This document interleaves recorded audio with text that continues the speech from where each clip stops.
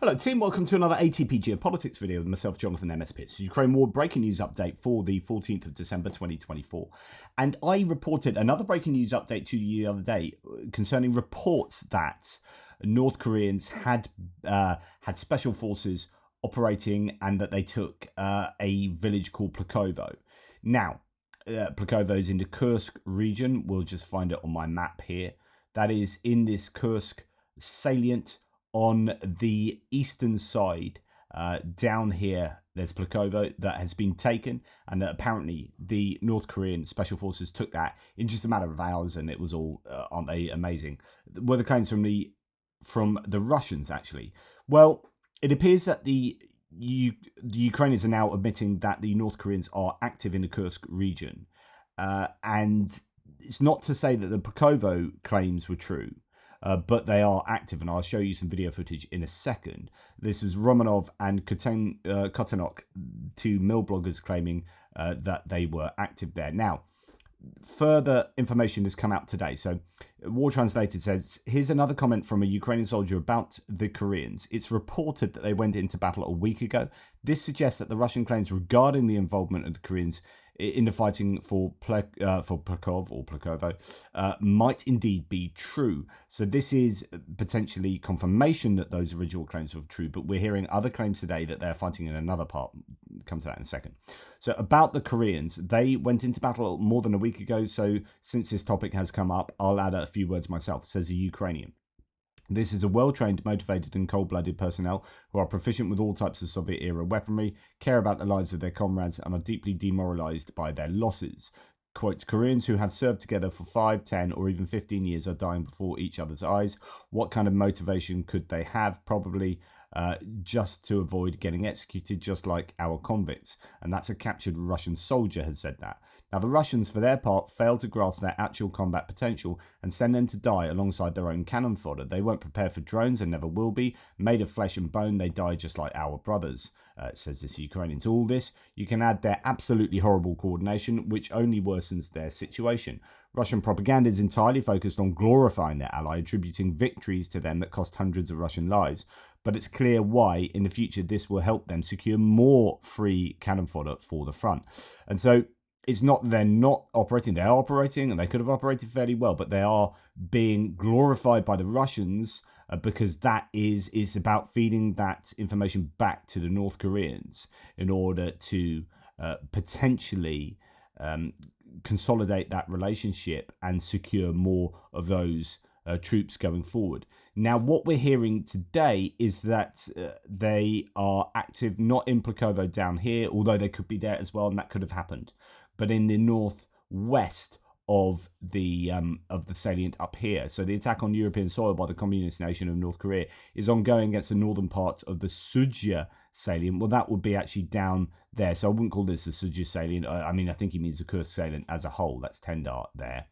And yeah, here we are hearing claimed large-scale North Korean infantry assault in Kremyanoye in Kursk Oblast. And as you can see, that is in it looks to be in the northwest there, that one. Yeah, this is, we'll come on to this video in a second. So we have here another claim. This is Military News Ukraine, UA, saying North Korean troops have launched massive assaults on the Kursk region, according to Ukrainian military sources. Today, the main intelligence director at the Ukrainian Defense Ministry warned that Korean Command has ordered its soldiers to be on alert. And you can see here, there are several places being indicated on the map. And remember, Plakovo's down here. Yeah, not quite sure exactly what's going on or where they are. Now, this is a video that's come out claimed to be North Koreans. So allegedly the first video of an assault by North Korean forces in the Kursk region. This coincides with previous info.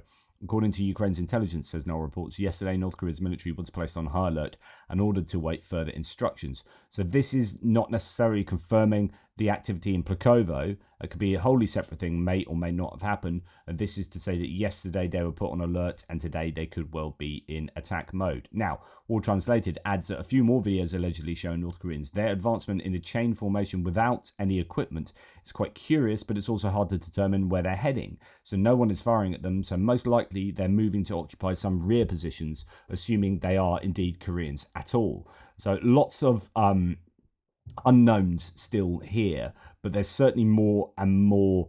There are more and more claims to the effect that the Koreans are active. Reports are coming from Russian forces conducting meat grinder assaults. In columns with no armored transport support near the village of Kruglenkoye in the Kursk bridgehead. Despite heavy losses, they continue to advance, desperately trying to carry out Putin's orders. So there's a lot of activity going on in Kursk. It might well involve North Koreans. It might involve North Koreans up here, somewhere in the Kremlin area, which is supposed to be where, it looks like that's a geolocation of that video in this tweet there from Moklassen, who does quite a bit of geolocations.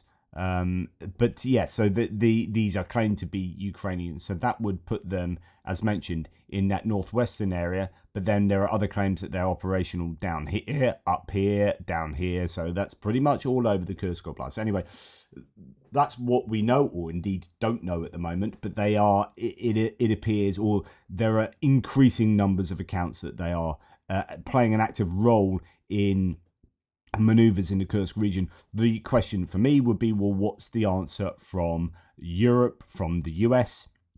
It seems rather bizarre that Trump and his incoming administration have mentioned nothing about North Koreans, nothing about them being escalatory. He's talked a lot about missiles being fired by the Ukrainians into Russia being escalatory. He's mentioned nothing about North Koreans being escalatory. I'd like to see that question explicitly asked to Trump, because I think there should be an answer from allies for this. This is serious stuff, and if there's no answer, then this is giving Russia the green light to go and get more and more troops at a time where the Ukrainians are desperate for troops on the front lines.